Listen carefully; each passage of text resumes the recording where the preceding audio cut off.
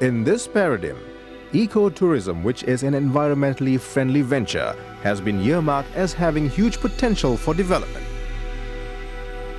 The main threats to the survival of the Port Klang coastal ecosystems come from both land and sea-based sources.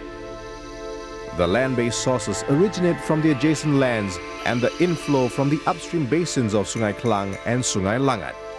These pollutants are mainly in the form of industrial effluents and domestic sewage, siltation from earthworks and sand mining activities, solid waste from indiscriminate dumping and wastewater from other non-profit sources including agriculture and livestock farms. The coastal waters are also exposed to direct threat from sea-based sources in the form of oil spills, siltation from dredging activities, solid and liquid waste from ships, as well as pollution sources from port operations. Human and solid waste, sillageous water and other forms of waste from squatter areas go direct into the river without any treatment. In some residential and industrial areas, access to proper sewage systems were not being provided.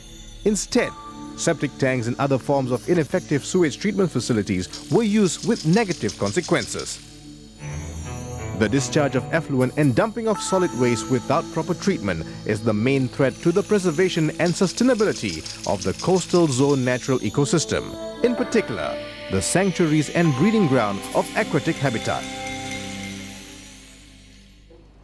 As regard to the pollution loads contributed by the squatter settlements widely scattered throughout the Klang and Langat basins, there has already been a strategic plan by the state government under the vision Selangor as developed state by 2005 to reduce and eventually eliminate these squatter colonies.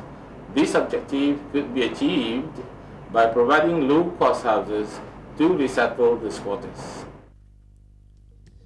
In a concerted effort to rehabilitate, upgrade and manage the water environment of the coastal zone, it is imperative that the upstream sources of pollution in the river basins be controlled and managed at source.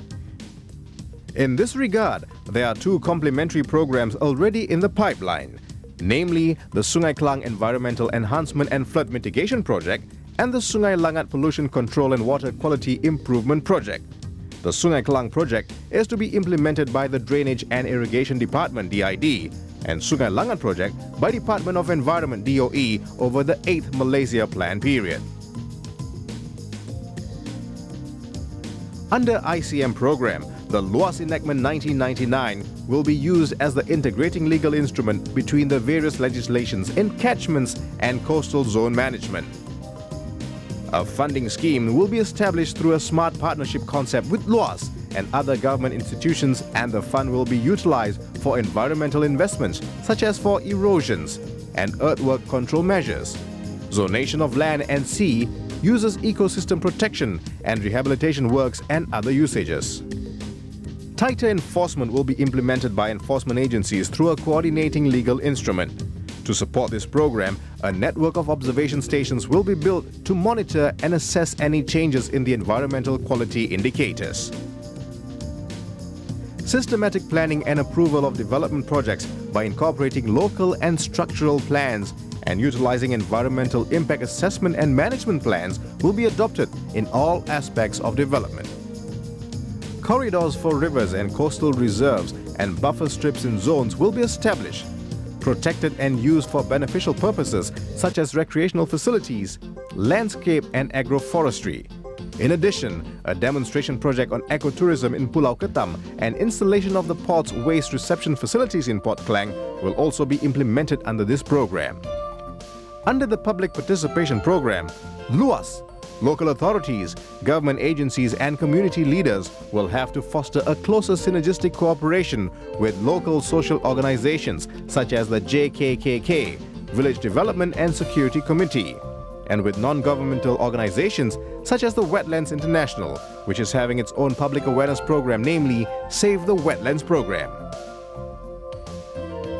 Information on the ICM project will be shared and awareness will be imparted on how significant would be the contribution of the social organizations in transforming the perception of the general public on environmental issues. The existing campaigns like Gotong Royong, Save the Water campaign, Clean and Healthy Living, and recycling will be further intensified and expanded. Indeed, a systematic education program has to be formulated and implemented in line with the main mission of the ICM to prepare a strategic development environmental plan and action plan that is comprehensive, that could be accomplished within a specific time frame. Towards the end of this narration, the question that arises is, are we satisfied with the current state of affairs? What do we envisage for Port Klang and its water environment as regards to its beauty, harmony, and serenity of its future setting? What is our vision and would-be endeavors to achieve these eternal dreams, and when and how are we going to achieve it? Last and most importantly, what would be our legacies to be passed down to the next generation for them to enjoy and utilize these gifts of nature for their continuous sustenance and survival? We are the only ones that can answer those questions, and that responsibility lies squarely on our shoulders. It is essential, therefore, that we should protect and preserve our coastal environment to our utmost capability. On behalf of Government State of Selangor, together with Project Management Office of NUAS, Municipal Councils and Districts of Klang and Kuala Langan, DOE, as well as other participating agencies, are waiting for your most valued response and contributions.